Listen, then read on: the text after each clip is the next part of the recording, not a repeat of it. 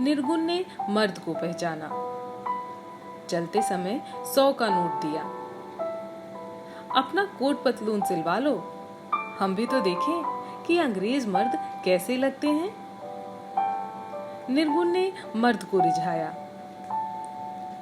नामर्द आर्यपुत्र की हसरत भरी छेड़खानियों को भी अब दिन की तृप्ति से वह उदारतावश सह लेती है। उसके भीतर एक हिंसक आह्लाद भी जागता है कि जिन महाराज ने सातों जात में अपना मदन चक्रवर्तित्व स्थापित करके भी अपनी जाति ऊंची रखी, उसी की धर्म संगिनी 7 फेरों की परिणीता पत्नी अब तन मन और धन से मोहना मेहतर की रत संगिनी हो चुकी है।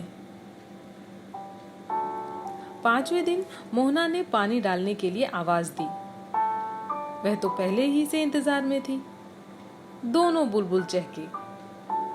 घंटे भर बाद आने का वादा हुआ।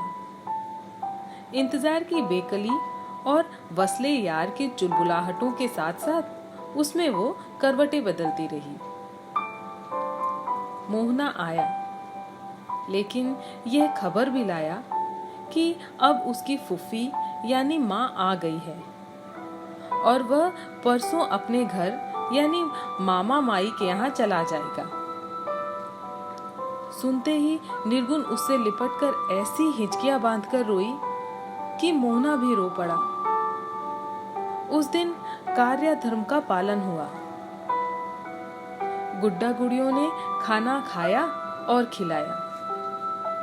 कुछ मीठी मीठी बातें भी हुई, पर मन दोनों के ही भारी थे।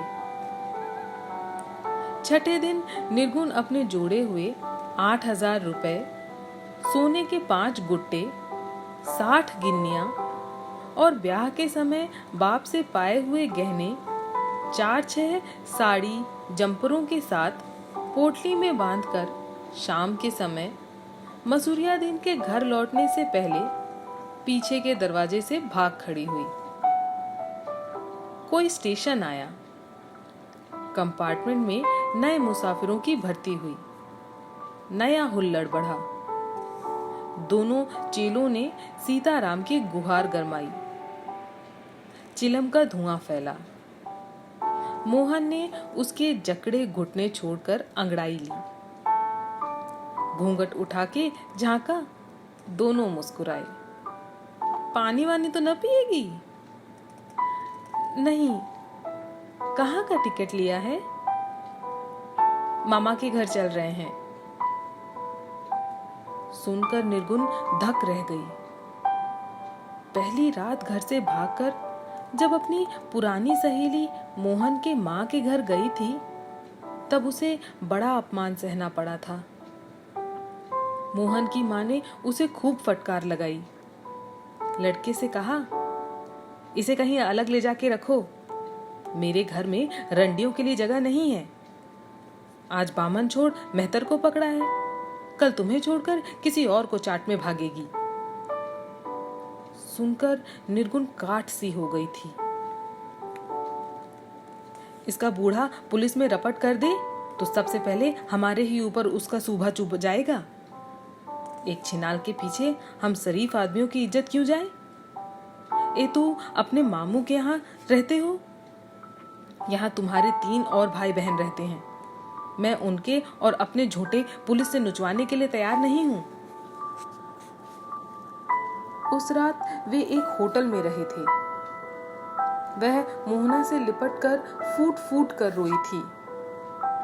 कांटों जैसी दुनिया में एक अकेले मोहन के प्यार का गुलाब ही उसके लिए महक रहा था। वह अब भी उसका एकमात्र सहारा था। उसे वह अब किसी भी कीमत में अपने हाथ से नहीं जाने देना चाहती। चाहे जो भी हो जाए, वो उसे अपने हाथ से बिल्कुल नहीं जाने देगी।